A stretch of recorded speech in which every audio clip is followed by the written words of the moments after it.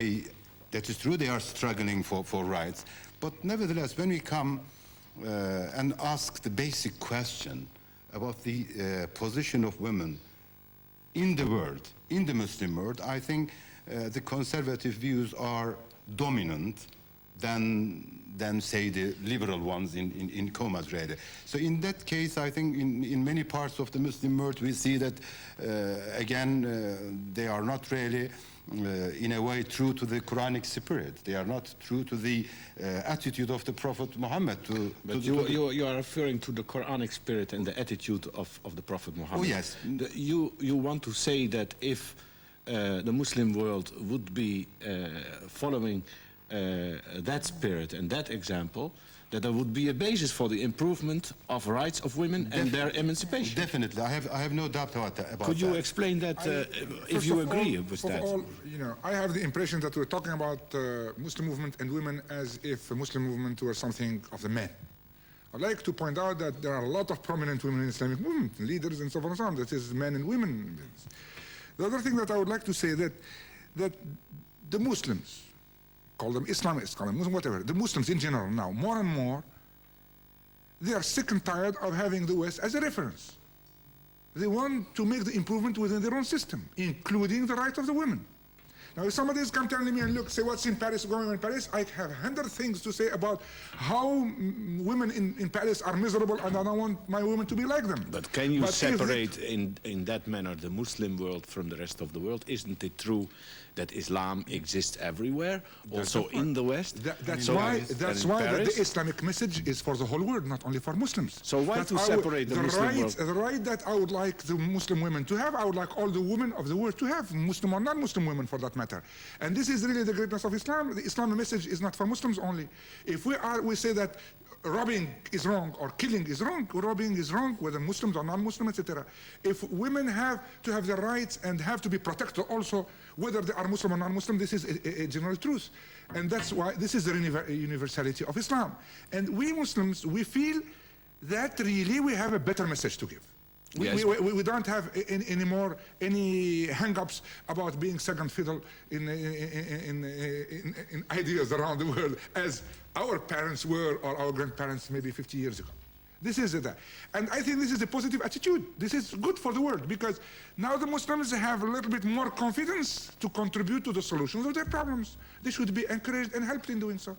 And this would be brought about in a peaceful way, without the use of violence? Of course it will be peaceful if there is a big if.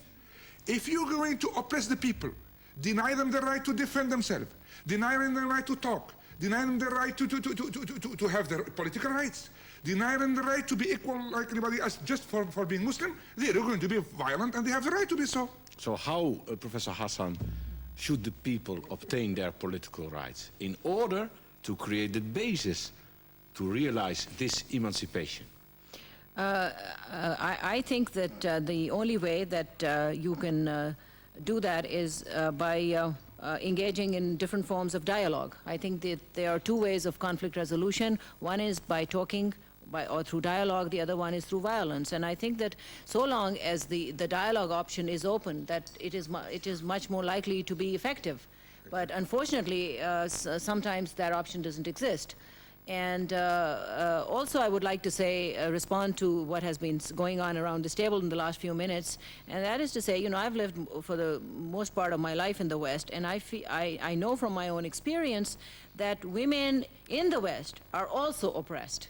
In fact, women in all of the major religions of the world, all 5 of them, have been oppressed because these religions have developed within a patriarchal framework. And so I think that it is not quite fair. What do you mean with a patriarchal framework? Patriarchal framework means that these traditions are male-centered, male-controlled, that the sources have been interpreted only by men, and that women have been allocated positions and roles, and etc. There are, for example, I can't tell you how many books there are on the role and position and status of Muslim women or women in Islam. There's not a single book on the subject of role or position or status of man in Islam. I'd like to write one, because I don't think that men have any status or role or position. But it just illustrates that in all of these traditions, women have been excluded. And I think things are changing now within the last 100 years. You know, we've had the development of what is called feminist thought within the Christian tradition, and you know, similar things are happening, which is similar. I mean, you know, one shouldn't be intimidated by the labels. What that simply means is that women in these traditions are returning to the sources and studying the sources for themselves to discover in these sources the justice of God. You know, and I think that is transforming these societies. And I think it's a global struggle. It's not only the struggle of Muslim women, it's the struggle of all women.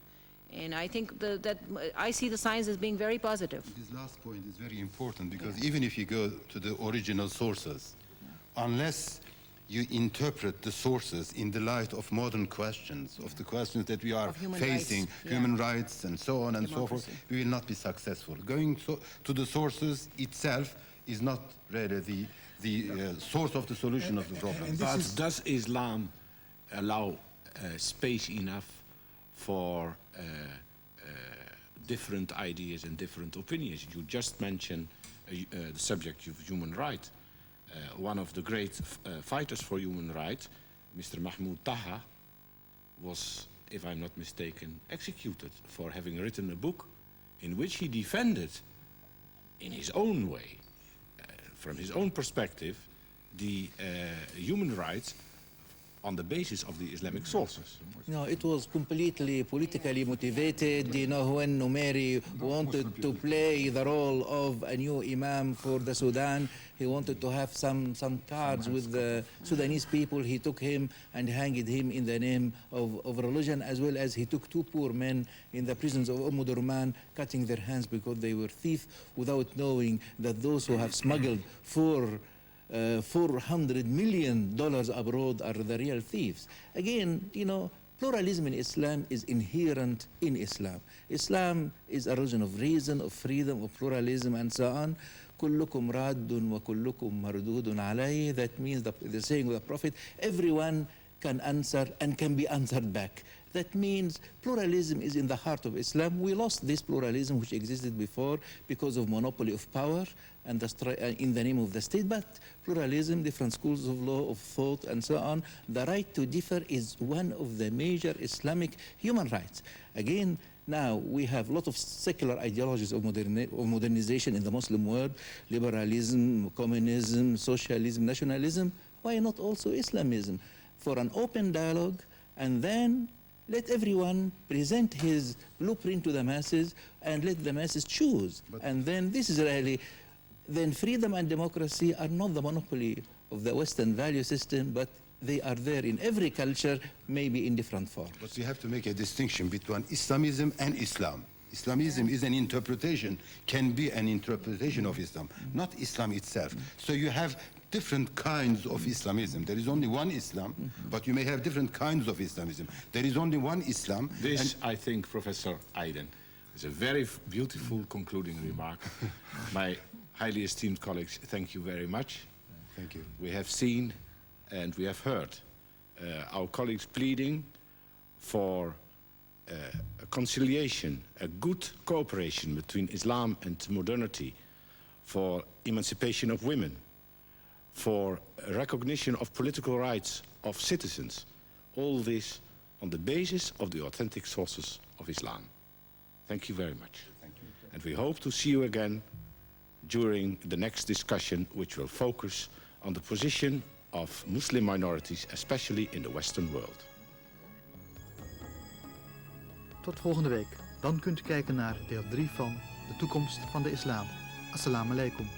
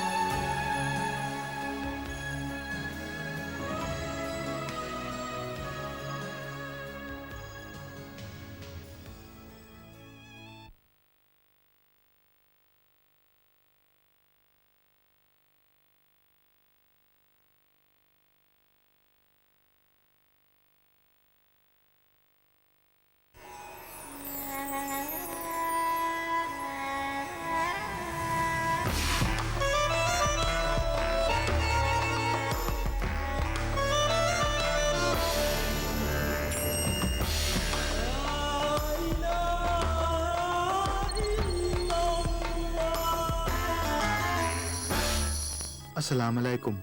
Welkom bij de Nederlandse Moslimomroep. Ter afsluiting van onze serie Islam en Moderniteit kunt u nu kijken naar het laatste deel van de toekomst van de islam. De presentatie van dit programma is in handen van de Leidse islamoloog Sjoerd van Koningsveld.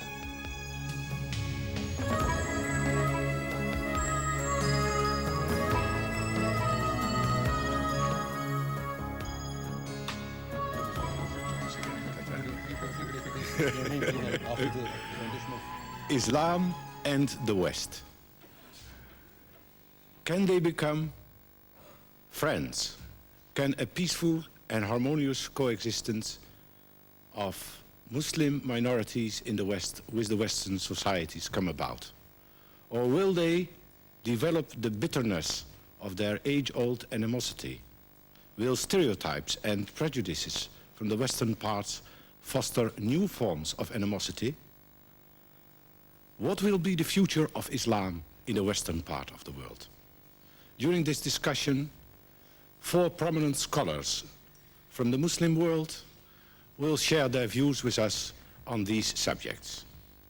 First of all, Professor Mehmed Iden, Dean of the Faculty of Theology of the University in Izmir, who is a specialist in religious philosophy and ethics and has written a number of books and many articles in these fields, both in Turkish and English. And secondly, Professor Rifat Hassan, Professor of Religious Studies in the University of Louisville, Kentucky, in the United States of America, who is a specialist in the field of the study of the position of women in Islam and in interreligious dialogue.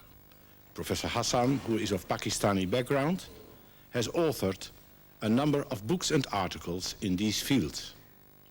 And thirdly, Professor Ali Kettani from Rabat, Morocco, who is the rector of the Ibn Rushd University in Córdoba, Spain, and who is internationally renowned for the series of his books and articles, both in Arabic and English, concerning the position of Muslim minorities, especially in the Western world.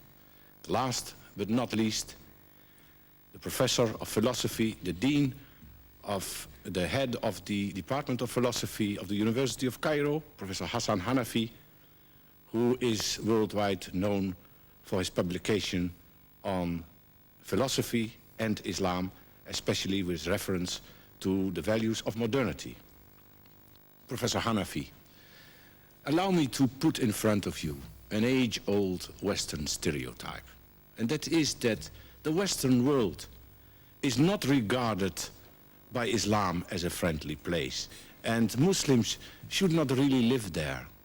Muslims should stick to their own places, to the Muslim world, and if they are forced to live in the Western world, it is difficult for them to be loyal to the secular rules of the Western state. What is your comment on such a stereotype? Well, let me remind you, number one, that what we call the West and the Muslim world, these are the 2 shores of the Mediterranean, one in the north and one in the south. Throughout history, the relations really were in a certain kind, whether in one model of friendship or another model of a certain kind of attention. There is no culture which worshipped and even glorified the Greek culture, which is the Western one, like the Islamic culture, who considered even Aristotle and Plato as good Muslims and so on. But the problem came in the modern times when we suffered colonialism. Here really people, and poverty. Colonialism, people fought the West, and poverty, people immigrated to the West carrying their own values and so on. But indeed, if you compare the two cultures, I think that the Western cultures are indebted to Islamic culture during the Renaissance and so on by the transmission of Islamic culture through Latin to the West, as well as we are indebted in our rationalism to the Greek culture. Then the cooperation all over history is really there. Okay, this is history, what you're talking about, but I was talking about modern times. Is it possible, from an Islamic point of view, to live a good life as a pious Muslim in the Western world, in a secular context? Professor Kettani. Well, let's put it this way. Again, here we have a situation where it's both ways. I will explain. for the first time in the history, there is not a single country in the world today where there is not an organized Muslim community. This is new. Second point that I would like to point out, that Muslim minorities lived in different states ever since the beginning of Islam. I can give you an example, China. I can give you another example, Sri Lanka. Muslims never established a state where they are majority in China. They never established a state where they are majority in Sri Lanka, yet they were the most loyal citizens of these two states. And Muslims, in the West, and if you come to the West? I'll come to the West. Yes. Islam and the West, to the contrary of my, what my good friend and colleague have said, we have a long contention of conflict in practically the entire history, until the 20th century, until the colonial period, and before. Yes. Since I have part of me from Andalusia, I cannot forget that, of course. The West has to forget all the miseries they have done for non-Christians.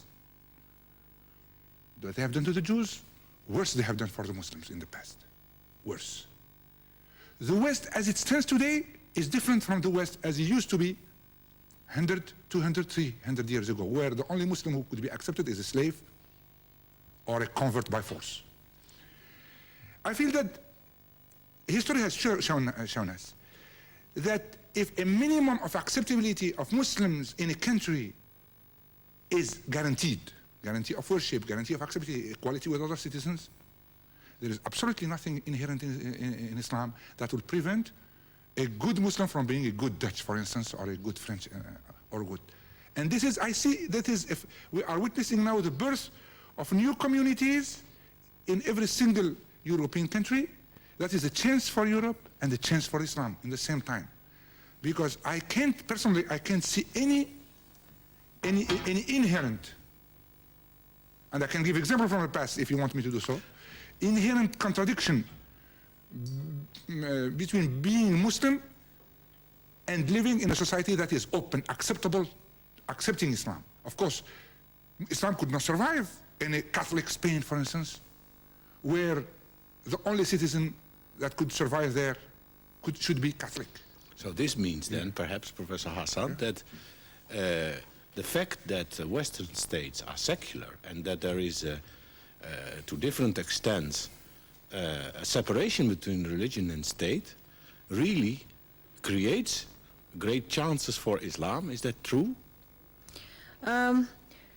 In a sense, yes. I think it is very important that when we are trying to understand stereotypes, because after all stereotypes come from somewhere, is to try to see where the roots of these stereotypes are coming from. And in my judgment, they go back to the first chapter of Islamic history when Islam first appeared in Europe and was seen not only as the other but as the adversary. For instance, the portrait of the Prophet Muhammad that is depicted by Dante, who was the great poet of medieval Christianity in the Inferno, which is part of the Divine Comedy, which is the great classic of that time. He shows the poet traveling through various levels of hell, and amongst the worst sinners in hell, he finds the Prophet Muhammad. And the description, the style of the book is that the description fits the crime, so that the Prophet is shown as being split from head to foot, with all of his intestines hanging out, which is not a very pretty picture. It's quite unforgettable for Muslims. But the idea that he was trying to show was that the Prophet was seen as the great divider of the world of Christendom. I think that's really the basic point here, that the so-called Christian West has never gotten over that image of Islam as the great divider. And I feel that these stereotypes are part of what I would call in Jungian terms the collective unconscious of the West. Anytime something happens, the same negative stereotypes, the same negative ideas come about. And I think they're everywhere in the Western world. 89, we have, 73, we have the oil embargo crisis. Then 1989, we have the Salman Rushdie crisis. Now we have the Taslima Nasreen crisis, one crisis after another. So I think that in a sense, this problem far predates the rise of secularism, in a sense. I think that the fear is, for a lot of contemporary people in the West, is that because in a sense their whole consciousness since the Enlightenment has become secularized, is that they find it very difficult to deal with a body of people who are so profoundly religious, who put loyalty to God before loyalty to anything else. This is something that is quite incomprehensible for a lot of Western people, and therefore this whole phenomenon of what is called fundamentalism, which is totally inappropriate word to apply to Muslims, because fundamentalism is coming out of the history of evangelical Christianity of America in the 1930s. There is no such word or such thing really in the Islamic world as fundamentalism, but what the two characteristics of fundamentalism historically were that first it was militant, secondly it was literal. It interpreted the scriptures literally. So this term has now become universalized, it's being used as generic, even by Muslims, which shows how colonized their mentality is. But I think that if we are trying to understand this whole business of stereotyping, we need to go back to the roots, and the Western person needs to be confronted with it. I believe in that confrontation is a necessary part of dialogue, as Martin Buber would have said. I agree with that, but there is another side to this, and that is the genuine teaching of Islam. So therefore, I would like to ask Professor Iden, could you in a few words explain what you see as the genuine teaching of Islam from a religious point of view concerning the position of Muslims as a minority in a non-Muslim country? I think there are many problems concerning education, concerning dialogue, concerning other interracial and inter-religious relations and so on and so forth. But before that, allow me to say that if secularism means that a state should occupy a neutral space, to use a sociological term, where it can receive all different religions equally, and where it can accept them as they are without imposing any definition upon any of them, that religion should be so and so. So if certain religion is not so and so, then it is not a religion, it is politics and so on and so forth. If it accepts religion as they are, I think that type of secularity can be quite useful for all religions. Yes, but of course, if I take, for example, the Dutch instance, I think the Dutch system is almost identical to what you say, but there is an exception. It gives freedom of religion and an equal treatment of all religion within the limits of the law. And these limits, for example... That's for public order. That's for public order and law. One of the things implied by this system is, for example, that Islamic family law cannot be recognized officially within the Dutch constitutional and legal context. Is that a problem for Muslims? Is it necessary for Muslims that their family law should be recognized in order to live the life of a pious Muslim according to the teaching of Islam? There are 2 points here to this question. The first point is that we are witnessing communities in formation. We are in a transitional process. In other words, if I talk about Netherlands, Holland, or about France, or about any country in Western Europe, first of all, the Muslim community has to make its choices, to organize itself in a given country, to have a voice. And then in a way that will enable it to negotiate its position in society with the other communities, with the state in which it's living, and to have a commitment to that state. They have to make a choice. I'm going to stay here, or I'm going temporarily.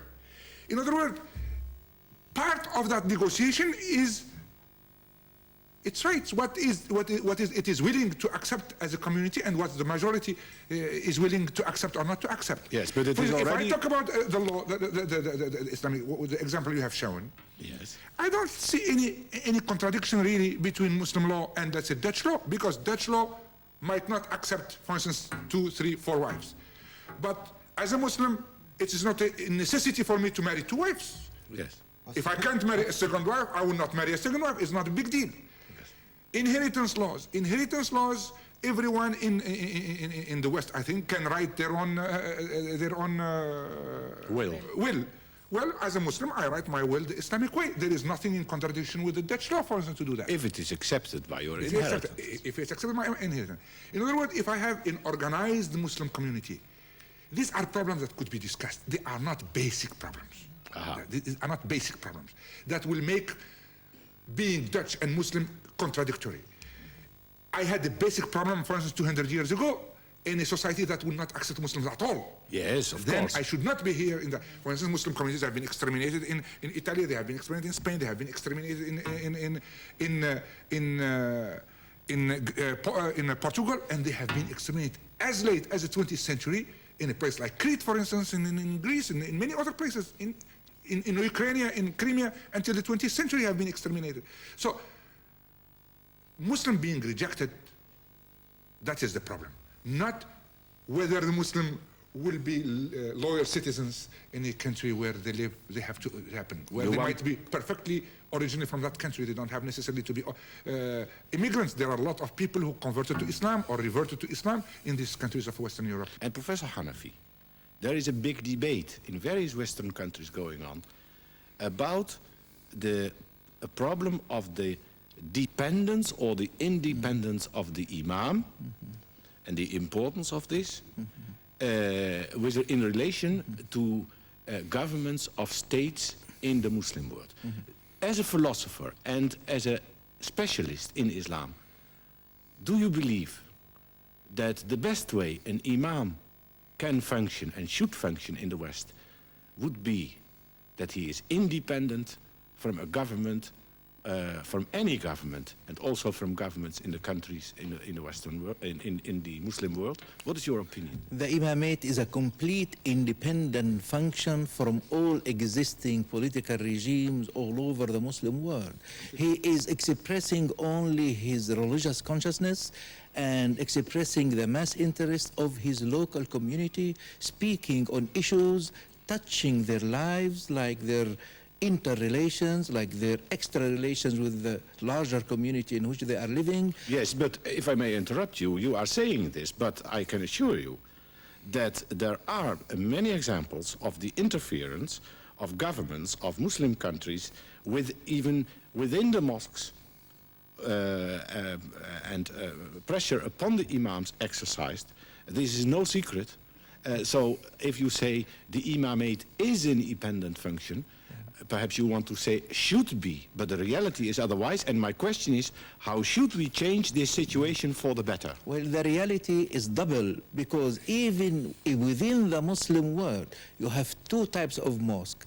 The state mosque, where the imams are following also the directives of the state, and you have the free mosques directed by the people themselves, where the imam does not mention the name of the ruler, does not make any invocation or any support to him, but only speaking on the big issues. And this is really, you have it here, we have it there, no problem at all. But the real imam is this one really who is explaining the Islamic law as a positive law, because the Islamic law, although it is religious, but it is based on the common interest, the defense of reason, of life, of honor, of dignity, of wealth, what you call in the West secular. Then what you call in the West secular, we call it Islamic, but maybe the sources are different. We have two sources, the religious as well as the positive. You have only one, which is the positive, but indeed, the Muslim community in Holland can be very well good citizens, equals in rights and duties, rejecting all types of discrimination against them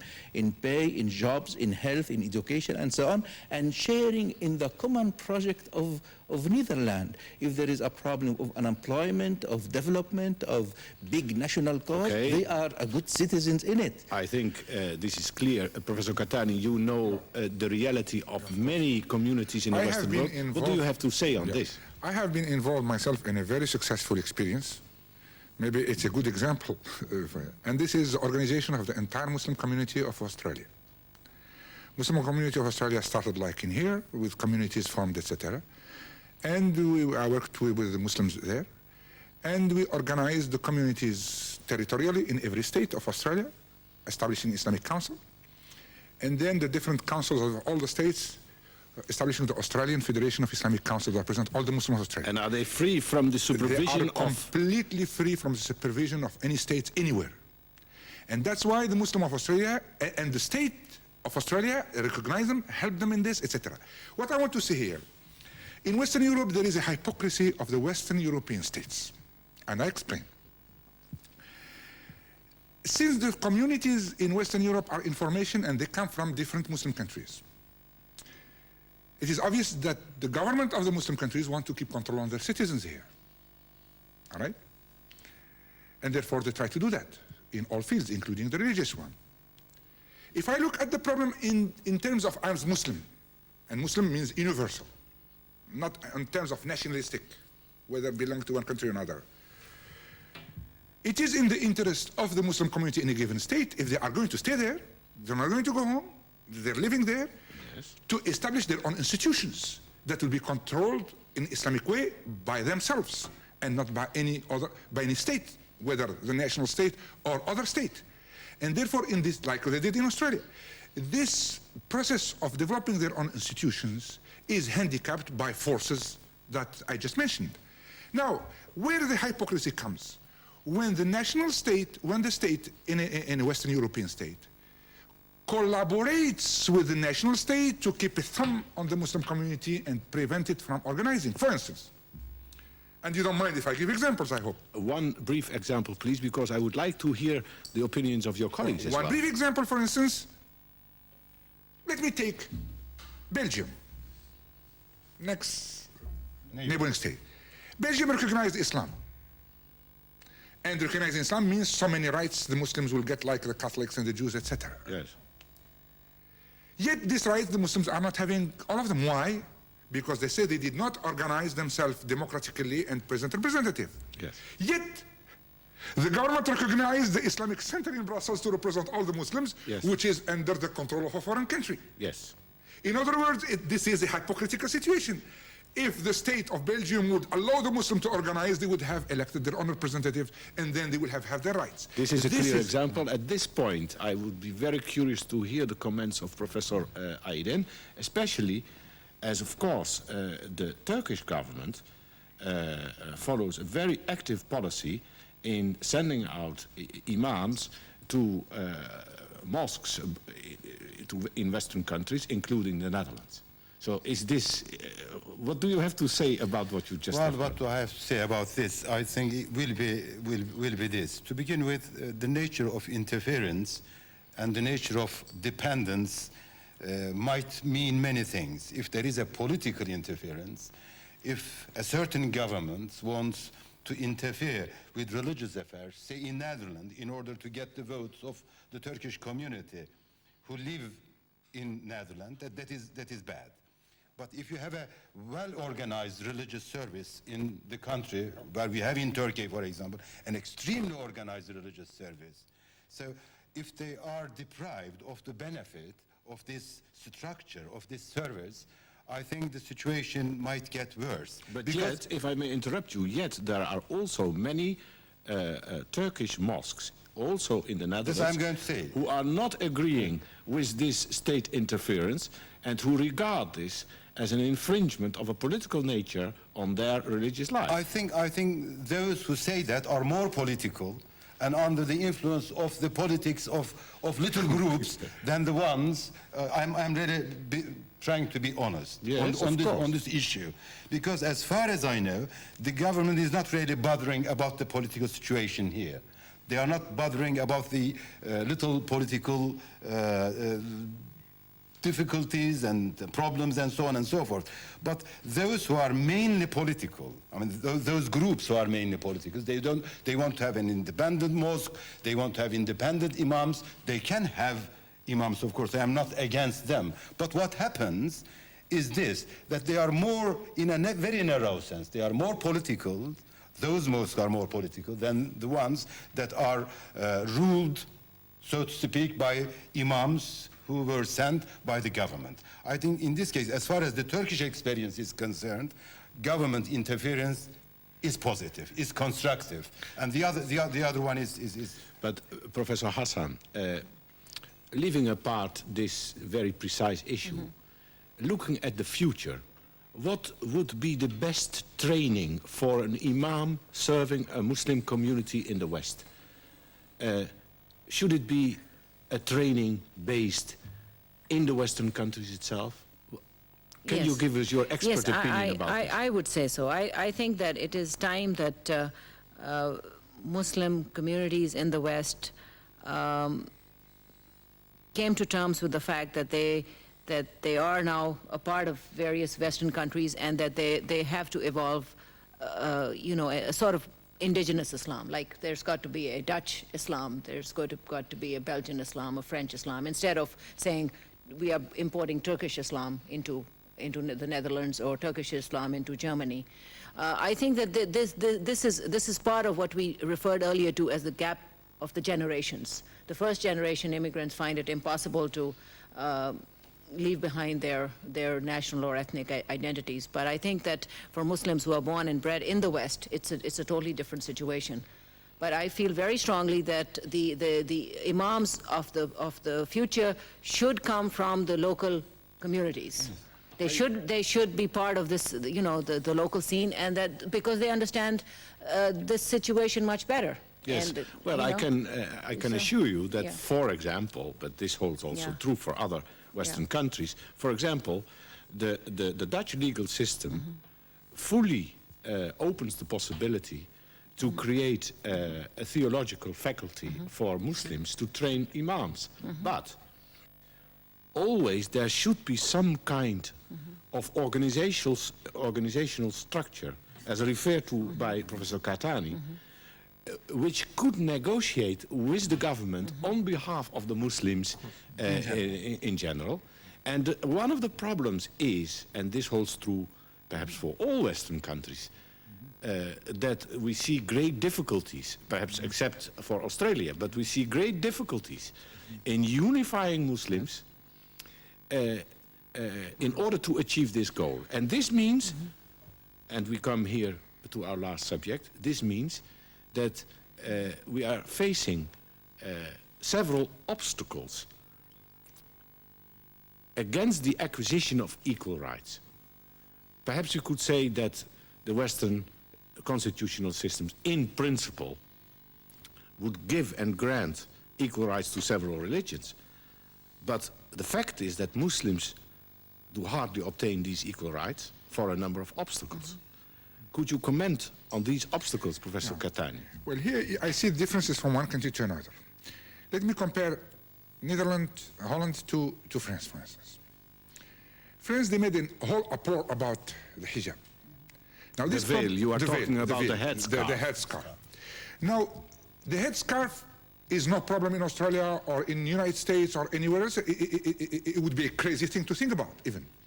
It came up, for instance, in Guyana, in Barbados, and then the courts just took ruling in the benefit of the students, In France, they made a big uproar about it. Now you would think then, under the democratic system of France, if the Muslims cannot go with the headscarf to school yet, the Christian can go with their crosses and the Jews with their kapulka on their heads, then the Muslims should have Muslim schools like you have done here in Holland.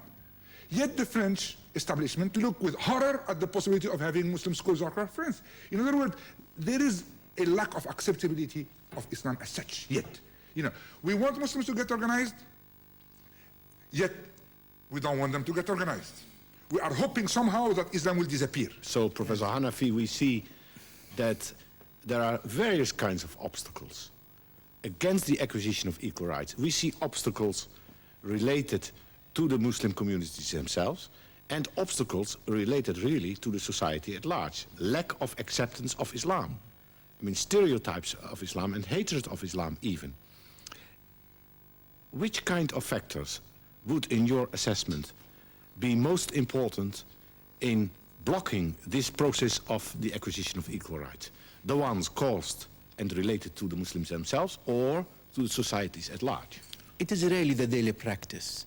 Islam expanded in the old days through intermarriage. And I see that the Muslims in Holland really intermarried and became a part of it. Then daily practices, sharing the common anguishes, and the most detrimental thing for both communities is really the ghetto spirit. That means living alone, thinking that you are independent and separate. That's why the concept of minority even has to be rethought about, because minority, majority, these are quantitative concepts, not qualitative one. But diversity, social diversity in a society, irrespective of the numbers. And here really you have the problem of equal rights. Then, getting out of the ghetto, sharing the common cause of the majority, and in the same time, let, quote unquote, the majority be a little bit more Christian, loving the neighbor, and the idea of Eurocentricity and ethnicity and egoism would be a little bit broken away with. Thank you very much for these beautiful concluding words. And thank you, highly esteemed colleagues, for your contribution to